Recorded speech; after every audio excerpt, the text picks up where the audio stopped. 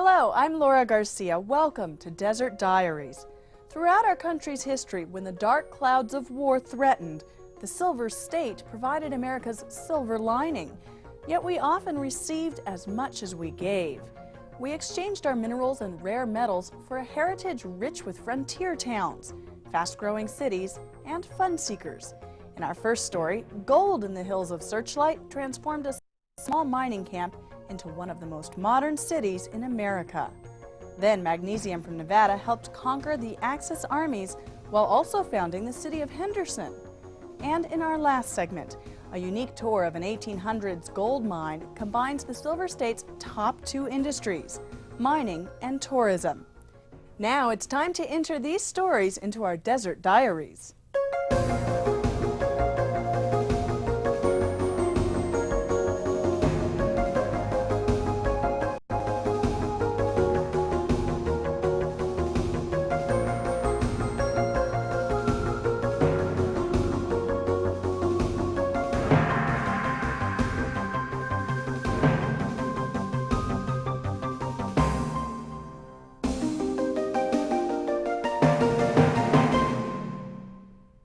The West is full of ghost towns, standing tribute to the mining industry's cycle of boom and bust.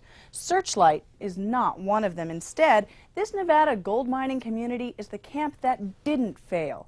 Here in his own words is Searchlight native and U.S. Senator Harry Reid.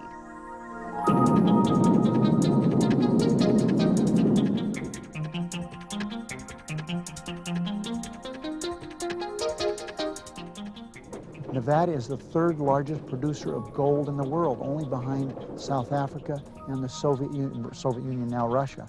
So it's so important to Nevada, gold and silver. You'll find that mining in the history of Nevada seems to come about when there is really nothing else for Nevada. The Comstock lode was discovered in Nevada. There was nothing here. And when they found that great wealth of silver, it was a reason that Nevada became a state. And then there have been other times. For example, when the Comstock failed because the product was no longer there, you had places like Searchlight come along.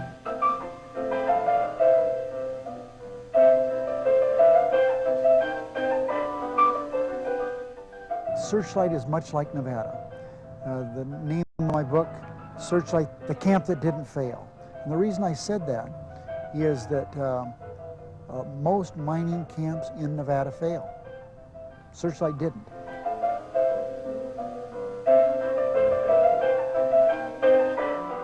And the name Searchlight came about as a result of a prospector saying, I think I found some gold. And people that he said that to said, if there's gold here, you're going to need a searchlight to find it.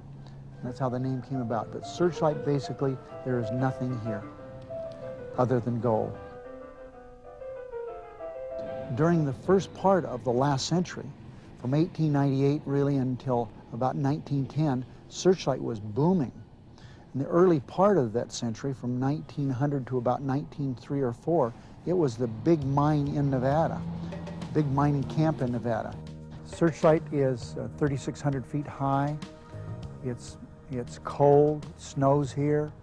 Winters can be very difficult because out these mountains the wind comes and it can be bitter, bitter cold. The people had to be a hardy lot. You couldn't go down and cut down trees to burn. I mean, there aren't any trees around here that burn. Joshua trees don't burn. So people did have to be very hardy and tough, and they were. There was no law enforcement down here at all. And so it was a vigilante town. You survived any way you could. There were a lot of failures here. A lot of people failed. More people failed than not. In the beginning, Searchlight was nothing. It wasn't a place where Indians came. It wasn't a crossroads for people traveling across the deserts, because there's nothing here. No water, basically no foliage, nothing to speak of. The only reason there's a Searchlight is because gold was discovered right up here. The California gold rush, much of the gold there, in fact, the vast majority of the gold there was produced by just washing dirt off the top of the ground. In the early years of Nevada, the Comstock, Searchlight, Tonopah gold field was all underground mining. here is a deep shaft, some 800 feet. Right over the hill, there's one 1,350 feet. As a little boy, I went down in the mines with my dad. Early on, I didn't do any work at all. I just kept him company. Following around, I had my own light. We had carbide lights, which is a light that has a little flame, and if that went out, it was, I mean, the darkest of dark is in a mine because there's no light whatsoever. And it was really hard work. You'd drill the holes, shoot the holes, and then you'd have to muck out the dirt that came as a result of shooting those holes. And it was extremely dangerous. But you learn a lot about hard work. You learn a lot about safety. As a little boy, I knew what you should do and what you shouldn't do. And I learned how powerful dynamite is. As a little boy, I had no fear, trepidation. I mean, I felt as comfortable in a mine as someone would going to their dad's office. I mean, I had the complete run of the mine. Searchlight only had really one mine that produced, and that was the Quartet. And it's right over the hill here, and it had a shaft 1,300 feet deep. It had a number of shafts.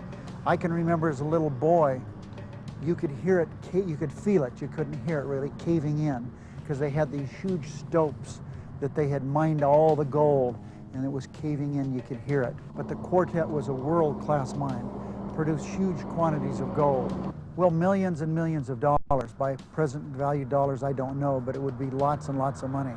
And one family took most of the gold out. One family from Massachusetts came here, and interesting thing, they were running out of money, and they decided to terminate operations at the Quartet. And they notified the foreman, stop operations, and he knew that it would take some time to get up here to tell them to stop. So he sent a wire, Searchlight, saying cross-cut south. By the time he got here to stop, they'd hit the big bonanza. So within a couple days, there wouldn't have been a real Searchlight, because if the Quartet hadn't been discovered, there wasn't really enough here to make it. When Searchlight boomed in 1907 and 8, we had a railroad, we had electricity. Even in some of the mines we had electricity. We had some of the first telephones here. We had a water system, we had firefighters. So it's hard to understand that this town at one time was one of the most modern cities in America. Not in Nevada, but in America. Around Searchlight, there are hundreds and hundreds and hundreds of holes in the ground. The vast, vast majority of them are only holes in the ground, never produce a single bit of gold. Others produce some. I mean, there was some production, but the Quartet was the only one that was really a big producer.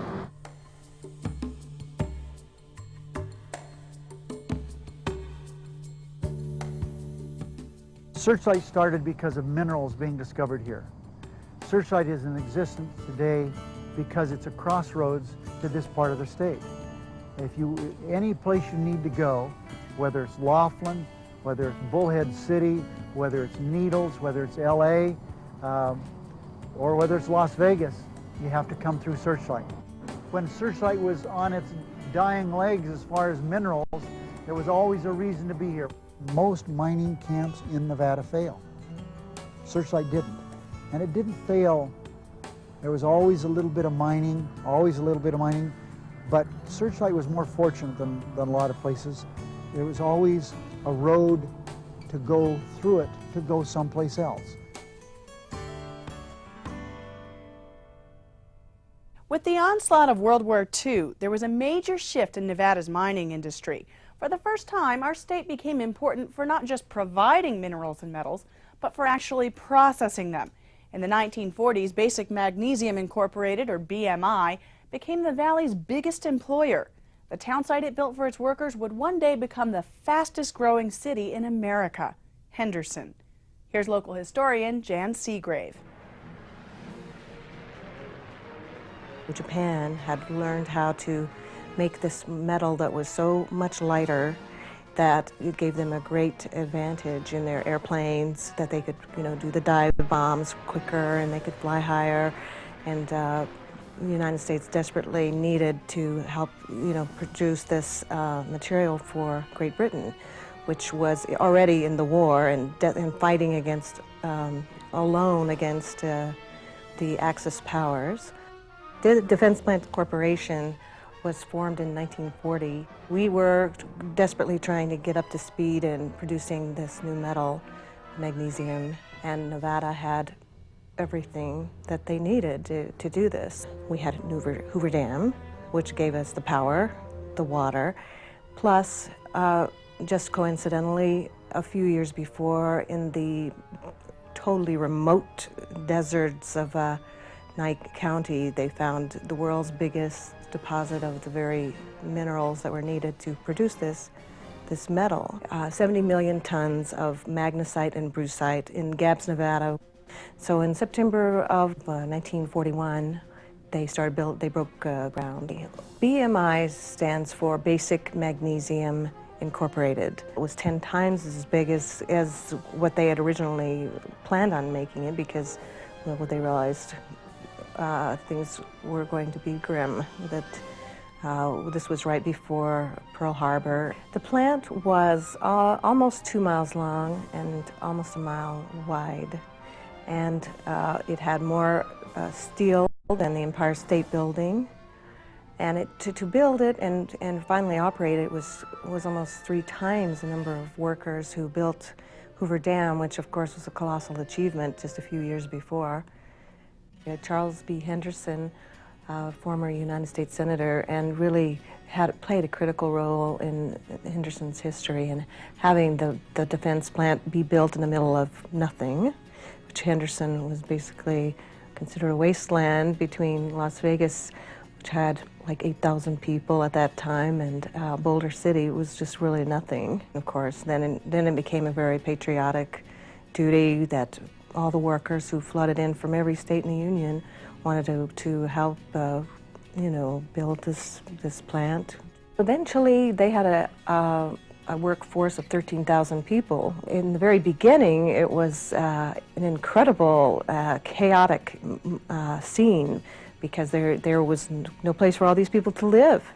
People were literally living in cardboard boxes in their cars and, in tents. They eventually were able to build a little town site, which was really the beginnings of Henderson, Nevada, although it wasn't called that yet. It was called just Basic Town Site. And they had a little hospital, which later became St. Rose Hospital, but then it was the government hospital for the workers. Henderson's roots are absolutely in BMI, because if it weren't for BMI, it wouldn't have been built. People did flood in from every state in the Union to try to get these jobs in the defense plant. At first, young men, and that very quickly changed when, after Pearl Harbor, they all went into the service, and for the first time, women worked in outside of the home in an industrial setting. That was very rare. They call them Magnesium Maggies, like Rosie the Riveter. Many, many women worked in the plants in dangerous jobs. This was considered a great group effort, and they were absolutely proud to do their part. Incredibly, it produced more magnesium than anyone ever dreamed it would. It was 166 million tons in just 26 months. An incredible record, and they had safety records. They got all kinds of national awards for their efforts. And of course, the Memphis Belle, the famous B-17, and its crew came to Southern Nevada to congratulate BMI for its tremendous war effort. Production halted in 1944 because they had already stockpiled more magnesium than they needed. It was looking as if BMI was going to be dismantled, like so many defense plants around the country were being dismantled. But Nevada had a loyal group of people who fought for its life, including Charles B. Henderson. It was his namesake, and he wanted to make sure it survived, and he helped that happen. The solution was to attract industry to Southern Nevada and let them take over the facility. BMI Instead of Basic Magnesium Incorporated, became Basic Management Incorporated. Henderson was a company town for many, many years. People wouldn't recognize it as we know it now. Green valley, beautiful homes. It was a little blue-collar town built up around this plant. When Henderson incorporated as a city in 1953, BMI was Henderson. It was, the major employer, and the sleepy little town of Henderson that BMI literally put on the map 50 years ago is today one of America's most thriving cities, and partially thanks to BMI. Well, because of our incredible mineral abundance, so Nevada has played a tremendous role in war after war. It goes back to our birth back in the Civil War, when our silver was so important, silver and gold was so important to the Union cause. And actually, Southern Nevada contributed in World War I, when the whole idea of building a magnesium plant in Southern Nevada came about. This is a new technology that really the fate of the world was hinging on who was going to be able to make the best use of this new technology that was just being developed between the two wars. Even in the 50s, Henderson played a critical role in the development of a brand new metal, titanium. Titanium was the lightest structural metal at that time as ever created, and it was used to create a fleet of airplanes, top secret airplanes that actually people often reported as UFOs, because nobody knew that these planes that could fly 3,000 miles an hour and almost 100,000 feet in the air were made out of titanium, the blackbirds, and it was so top secret that people did not know what was happening at BMI, but actually the same thing was happening. Some metal was being produced that would help the United States and Vietnam and Korea. Nevada has always risen to the challenge if we are blessed with great mineral wealth, and we have always answered the call when our country has needed that.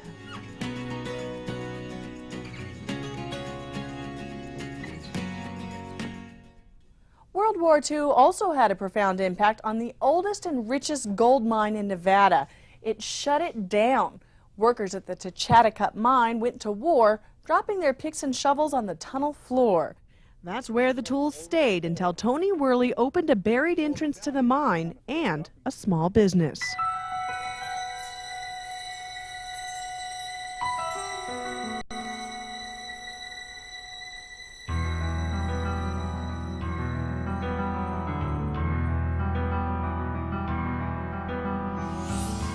This is the Chetak Mine in El Dorado Canyon. We're about 45 minutes out of Las Vegas, and the Colorado River is just 5 miles farther down the road.